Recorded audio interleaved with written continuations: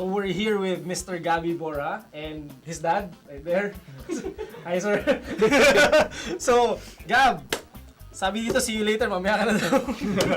So, anyway, Gab, tell us more about yourself. I mean, we've been teammates in Loyola. The young, 15 years old. He was 15 years old when he joined Loyola. Before even Meralco came in, that's Loyola Aguila. And then, even when Meralco came in, Loyola Meralco Sparks, he was the youngest. So, he represented the country in the under 14 kayo. Oo nga pala, sa college ako nun. Yeah, we practice games. They were against the college team of Ateneo. Yes, I was there. So, yung age gap namin 4 years lang. Taya. Sinungaling ka eh. No, he represent 4 years na. He represented the country for how many age groups? And I now, got here on the 14s, on the 16s, 17s, 18s, 19s, and 21s. may birth certificate ka ba dyan sa lahat yan? Actually, I'm not sure about the under 17. There wasn't, I think. Well, under 17 Asian Cup, but then it was under 16 qualifiers. Okay.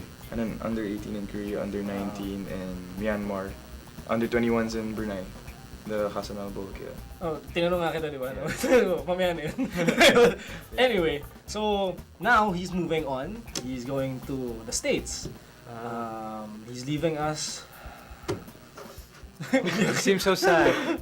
No, so tell us, where are you going now? I'm going to the University of Pennsylvania, so that's in Philadelphia. So, are you playing? I'm not yet sure because I'm supposed to have a tryout once I get there.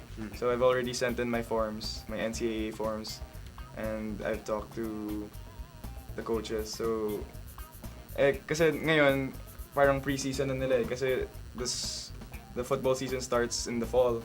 Kaya, pre-season na nila, tapos nandito pa rin ako. Nandito ka pa rin. So, alam mo nangyari doon? So, in-email ko na lang yung coach, kinontak ko, tapos binigay ko yung credentials ko. Sabi niya, send in the forms na lang, the NCAA forms. So I had to send in my transcripts. So hindi mo na kailangan mag-tryout technically. Pero pagdating tournament na kagad. Kasi prerequisite siya eh, bago mag-tryout. Yung pre-season talaga. So, I don't know. I hope I get in kasi maganda yung Division 1 NCAA football din sila. Wow. So their conference is the Ivy League conference, and then it goes north and then east and so the national conference. So before moving on, syempre balikan natin yung mga highlights na yan. Yung highlights of your football career here in the Philippines, diba? So syempre let's start first with the under 14s. So you competed in Malaysia, if I'm not mistaken. Yeah, Malaysia. With some of the players now na nasa UAP rin. Sila Diamante, Jico Noel, mga kabatch na. And so how was it playing in Malaysia? I mean, it was a different setup wherein you had 3 halves, I think. Yeah. So how was it? How was the experience there? The under 14 tournament, parang mas focus siya on the youth system. So it had 3 halves, so more players can play. And then there are games nga na you change the 11 in the second half. The second half, totally different 11. Yeah, because it's not really a tournament, it's a festival of football. Okay. So parang all the Southeast Asian countries send in big teams so that lots of players can be developed. And then it was a good experience. That was my first national team call-up. So yun nga yung sabi mo, nasa college ka pa nun. Hindi ko daw sabihin yan. Hindi na kailangan i-reiterate yan. Okay na yan. Tapos Coach Ompong was the coach. Yeah. Tapos naka-base kami sa Ateneo.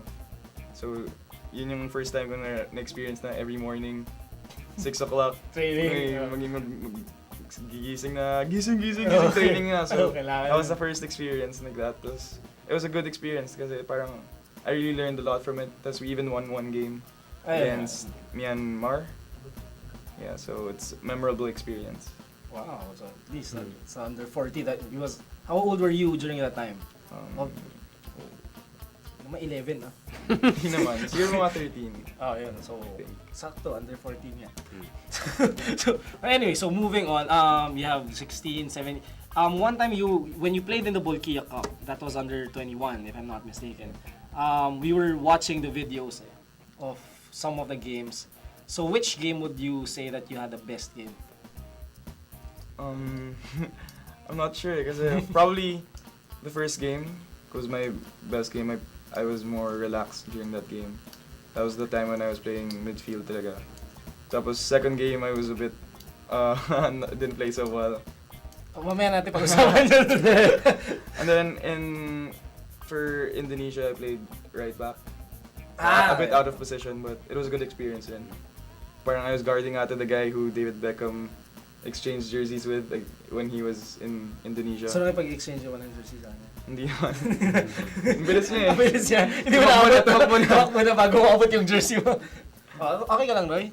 Okay lang. Anong totoong position mo? Diba defensive midfielder? Yeah. Okay. Pero umaatake rin yan. As in, eto na lang, sige.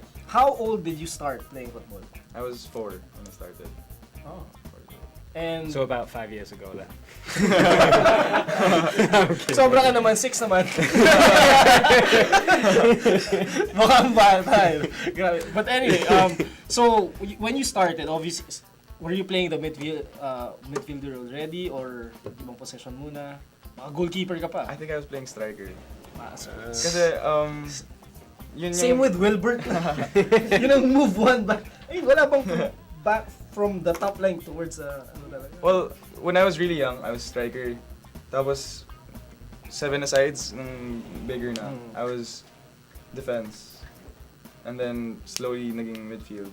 So parang sa high school, that's when I tried out. Diba? When I tried out for Loyola in like first year, because the story was from Ateneo, I wasn't sure if I should go to Ateneo or Philippine Science. By the way, matalino po to. Philippine Science graduate. So I was thinking if I should go to Ateneo or Philippine Science, and then the only thing keeping me in Ateneo was football because it was important to me. Pero Philippine Science, I like this. I like sciences, so I thought it would be better for Ikaw, my Roy, gusto mo academics. sciences? Ayoko talaga. Social science ako. Okay.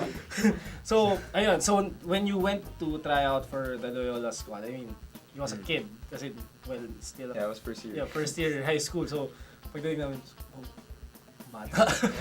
And then, sometimes there's a certain games wherein the UAP men's team of Ateneo would play with us. And then, he, being first year high school, would just go around the entire defensive line of Ateneo. Right. Yeah. As in, kahit kami, it's like, wow. Good. He's good. Hindi, dahil yung training kasi ako sa'yo. Sabay ganun. Sinabi niya yun. Were you going to the University of Pennsylvania? Yeah. That's great. So, why did you decide to go there? Why have you decided to leave rather than try and join the UFL, for Yeah. example? For Well, example, with Loyola. Or why didn't you choose to play for the UAP? Yeah. For UAP? Oh, for college here. For college here. Yeah. Well, because I got a scholarship in the University of Pennsylvania. So, Diba sinabi mo matalino yan? Okay. so Papalaban tayo. I got a scholarship there. For what course? Well, there's no course because you don't have to Wala declare pa. a Okay, major yeah. till third year. But So, what year I are you want- trying to take? I want the bioengineering. So, Para sa hindi nakakaalam, what is bioengineering? well, I think biology and engineering, and then Wow. probably So they make things. They probably make people mixing into with things. stem cells and I don't So, know, making your Spider-Man. Plan, yeah, Spider-Man, yeah. Your plan a while ago to mix Gattuso and Pirlo. That's what I was talking about. The plan is the program for University of Pennsylvania. They're going to engineer a football team. So they're going to get the DNA from all the different footballers. So they're gonna Gattuso, make one Pirlo, defender. Messi, all these players. They get all the genes and start mixing them to create a super footballer. And that's what Gaby's working on in University of Pennsylvania. Good luck with the program. No, So then, also another fun fact is he's cousins with the son of the late great Chris Monfort. So Carlos and Zico. So how was it being related to such a great icon here in Philippine football? Well, that's what led me to play football because Tito Chris was, really good mentor, and then With his motorcycle. he got me into, with Carlos, he got me into football. So, yeah, and then from there, I started to love it, and then until now, I still love it. So when I get to the States, I want to continue playing.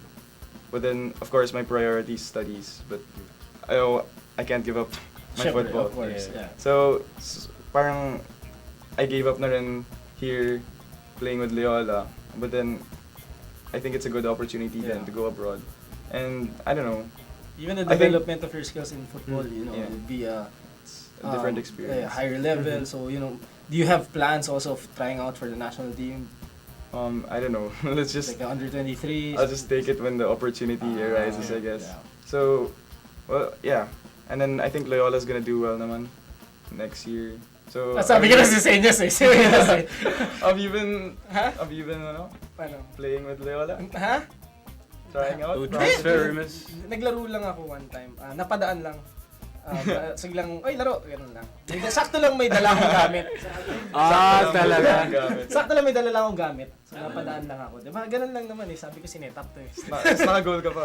Hindi totoo. Nagulan ako. So, anyway, but... Do you have again, plans, for example, of after university coming back and trying out with the UFL, or would you even like to try and get into the MLS, for example? Well, I'm not sure about that. I'll just see if Yeah. if what's the standard National there. team nga, sinabi nga kanina. Bahala na. I'll see what's the standard there, and then. MLS, di ba yun? But then I don't plan on staying in the States for too Right. long. I want to go back here because, yeah, this is my country, the Philippines, and I love it. So, sino yung mamimiss mo ba? Kaya ka babalik dito? Ikaw. Ayun, nasa ko sa'yo.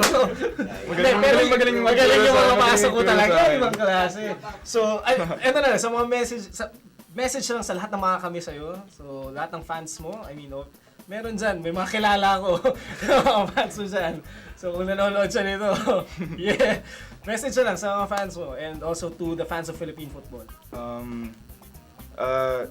Thank you for all the support. Thanks for all the support for Philippine football. It's a really great thing that it's coming up and it's getting more serious. And I know that the Philippines can do well in football, and hopefully in the coming years it'll be even bigger and even better. So maybe when I come back I can still play. Yeah. Perfect So- example of grassroots program. Mm. Perfect example of grassroots program. So, again, thank you very much, Gab. So, hindi ka naman nahirapan, hindi ka naman nervous. Hindi naman, steady lang. So, anyway, again, thank you very much. So, hopefully, see you later Yeah. See you when later. you get back. So, when are you 17 na leaving? lang. When are you leaving? August 29. Wow. So, Wow, almost na. So, you know, 3 weeks. 3 weeks na lang. So, again, so for more updates on Philippine football, on the Philippine Grassroots Program for Football, and Gaby Borja, do follow us on Twitter at FTW Sports.